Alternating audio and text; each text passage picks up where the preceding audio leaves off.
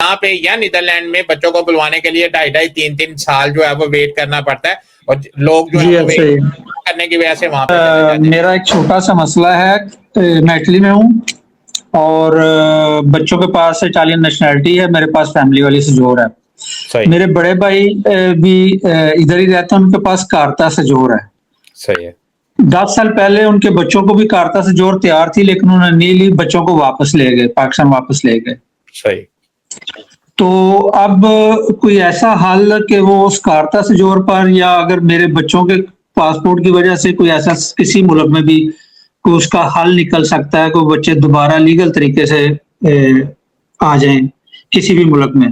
जी देखें, आप बिल्कुल आ सकते हैं, बिल्कुल पॉसिबिलिटीज जो हैं वो होती हैं, लेकिन वो अगर आपके पास पासपोर्ट होता तो फिर आपके वो भाई हैं, आपके बच्चों के वो भाई नहीं लगते, वो तायाबू लगते हैं। और तायाबू के लिए जो यूरोपियन ट्रीटी लॉ है या यूरोपियन लॉ है या फ्री मूवमेंट लॉ है, उसमें कोई भी जगह जो है वो खाली नहीं है तायाबू के लिए।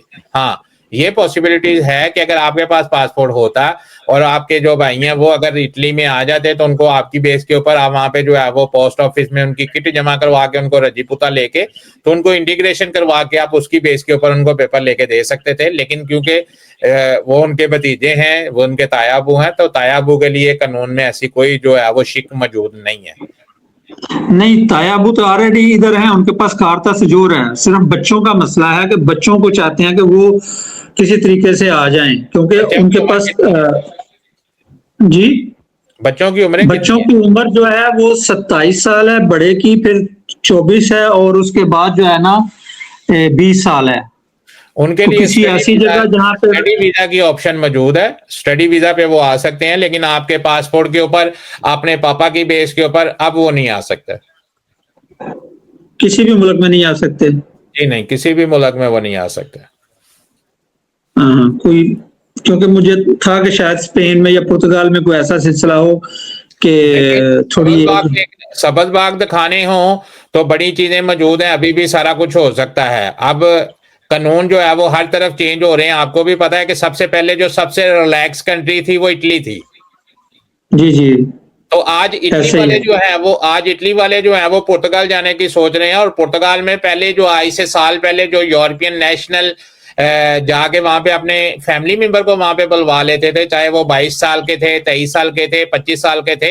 अब वो चीजें उनको भी पता चल गई हैं कि ये लोग जो है वो हमारे मुल्क में रहने के लिए नहीं आते, ये सिर्फ हमारे सिस्टम का मिस यूज करने के लिए आते हैं। अब मैं आपको गारंटी के साथ ये कह रहा हूं, क्योंकि हम सारा कुछ वहां पे बैठ के देख रहे होते हैं। तो वहां पे 90% जो एप्लीकेशनें हैं जो यूरोपियन नेशनल है, मैं कारता के सजोनों की अभी बात नहीं कर रहा, मैं उन बंदों की बात कर रहा हूँ जिनके पास पासपोर्ट है, और उनके 90% लोगों के केसेस पुर्तगाल में रिजेक्ट हो जाते हैं। ये वीडियो जो है वो कल जो है वो हमारे इसी चैनल के ऊपर अपलोड हो जाएगी। अगर आपको ये लगे कि ये जो बंदा यहाँ पे बैठ के आपको ये बता रहा है कि यूरोपियन फैमिली मेंबर के जो केसेस हैं वो पाकिस्तान में पुर्तगाल एम्बेसी आप रिफ्यूज कर देती है, अगर मैं गलत कह रहा हूँ तो इसी वीडियो के नीचे हफ्ता 10 दिन के बाद देख लीजिएगा कि उनके बच्चों को भी वीजे नहीं मिल रहे। जो जिन लोगों के रिफ्यूज हुए होंगे वो इसी वीडियो के नीचे आके कमेंट करेंगे कि भी अनैत भाई ठीक कर रहे हैं। और अगर किसी ने वहां से लिया होगा, इक्का दुक्का मैं कह रहा हूँ कि 90% लोगों के जो यूरोपियन नेशनल हैं, फर्ज करें जो नीदरलैंड के नेशनल हैं, वो वहां पे जाके वीजे अप्लाई करते हैं। जर्मन नेशनल है वो वहां पे जाके लोगों को बच्चों के अप्लाई करते हैं।